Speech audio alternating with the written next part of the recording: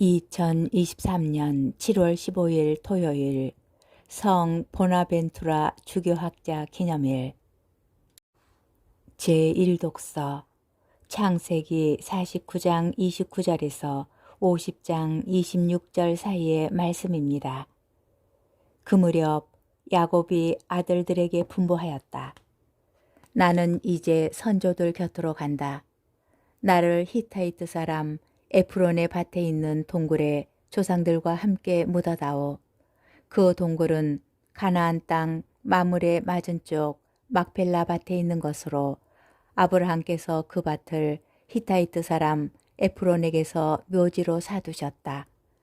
그곳에 아브라함과 그분의 아내 사라께서 묻히셨고 그곳에 이사학과 그분의 아내 레베카께서 묻히셨다. 나도 레아를 그곳에 묻었다. 야곱은 자기 아들들에게 분부하고 나서 다리를 다시 침상 위로 옮긴 뒤 숨을 거두고 선조들 곁으로 갔다. 요셉의 형들은 아버지가 돌아가신 것을 보고 요셉이 우리에게 적개심을 품고 우리가 그에게 저지른 모든 악을 되갚을지도 모르지 하면서 요셉에게 말을 전하게 하였다. 아우님의 아버지께서 돌아가시기 전에 이렇게 분부하셨네. 너희는 요셉에게 이렇게 전하여라. 너희 형들이 내게 악을 저질렀지만 제발 형들의 잘못과 죄악을 용서해 주어라. 그러니 아우님은 그대 아버지의 하느님의 이 종들이 저지른 잘못을 용서해 주게. 요셉은 그들이 자기에게 이렇게 말한 것을 듣고 울었다. 이어 요셉의 형제들도 직접 와서 그 앞에 엎드려 말하였다. 이제 우리는 아우님의 종들일세. 그러자 요셉이 그들에게 대답하였다. 두려워하지들 마십시오. 내가 하느님의 자리에라도 있다는 말입니까? 형님들은 나에게 악을 꾸몄지만 하느님께서는 그것을 선으로 바꾸셨습니다. 그것은 오늘 그분께서 이루신 것처럼 큰 백성을 살리시려는 것이었습니다. 그러니 이제 두려워하지들 마십시오. 내가 여러분과 여러분의 아이들을 부양하겠습니다. 이렇게 요셉은 그들을 위로하며 다정하게 이야기하였다. 이렇게 요셉은 그들을 위로하며 다정하게 이야기하였다. 이렇게 해서 요셉과 그 아버지의 집안이 이집트에 자리 잡고 살게 되었다. 요셉은 110년을 살았다. 그러면서 요셉은 에프라임에게서 3대를 보았다. 므낫세의 아들 마키리의 아들들도 태어나 요셉 무릎에 안겼다. 요셉이 자기 형제들에게 말하였다. 나는 이제 죽습니다.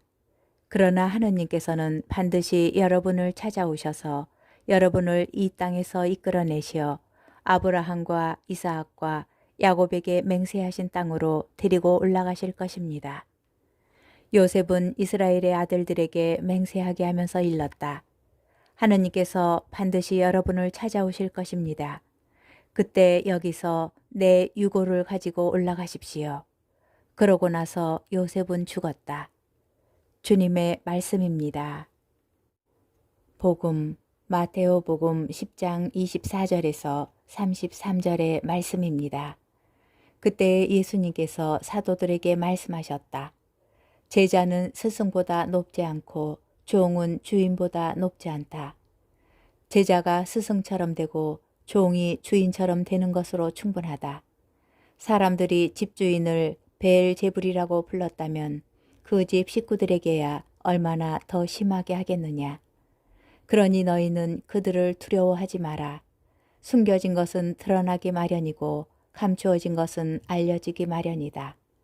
내가 너희에게 어두운 데에서 말하는 것을 너희는 밝은 데에서 말하여라. 너희가 귓속말로 들은 것을 지붕 위에서 선포하여라.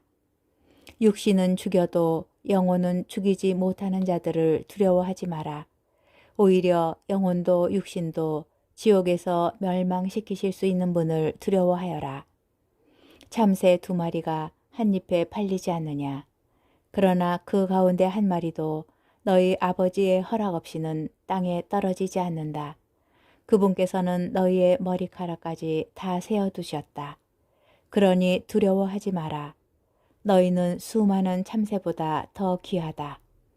그러므로 누구든지 사람들 앞에서 나를 안다고 증언하면 나도 하늘에 계신 내 아버지 앞에서 그를 안다고 증언할 것이다. 그러나 누구든지 사람들 앞에서 나를 모른다고 하면 나도 하늘에 계신 내 아버지 앞에서 그를 모른다고 할 것이다. 주님의 말씀입니다. 오늘의 묵상. 오늘 말씀은 제자들이 박해를 받을 것이라는 내용에 이어집니다. 제자와 스승, 종과 주인의 간단한 비유는 예수님과 사도들에 대하여 말합니다. 높고 낮음의 비유는 사도들이 활동하면서 예수님을 드러내고 그분께서 하신 것을 그대로 따르게 합니다. 이것은 제자의 자세로 제자와 스승의 관계를 표현합니다. 사도들은 예수님을 앞서갈 수 없습니다. 다른 한편으로 이 비유는 사도들이 겪을 박해에도 적용됩니다. 제자들은 예수님의 업적을 지속하는 것처럼 그분의 순환에도 동참합니다. 그러나 그들은 스승이신 예수님보다 더 큰 고통이나 고난을 받지는 않을 것입니다. 그래서 박해에 대한 경고와 더불어 주어지는 오늘 말씀은 사도들에게 위로가 될 수 있습니다. 제자들은 예수님의 길을 그대로 따르는 이들이고 그 길은 기쁨과 영광만이 아닌 고통과 순환의 길이기도 합니다. 예수님의 부르심은 이러한 이중적 의미를 모두 담고 있습니다. 나를 따라오너라. 예수님께서는 이제 몸소 사도들을 위로하십니다. 그러니 너희는 그들을 두려워하지 마라. 그러니 두려워하지 마라. 너희는 수많은 참새보다 더 귀하다.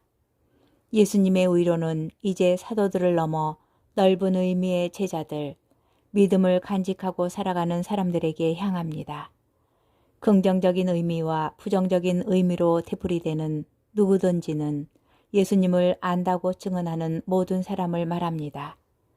예수님을 안다고 증언하는 것은 다른 의미로 예수님을 고백하는 것입니다. 예수 그리스도에 대한 우리의 고백은 다른 사람들에게 증언이 됩니다. 이것은 신앙인의 사명이자 선교의 기본 자세입니다.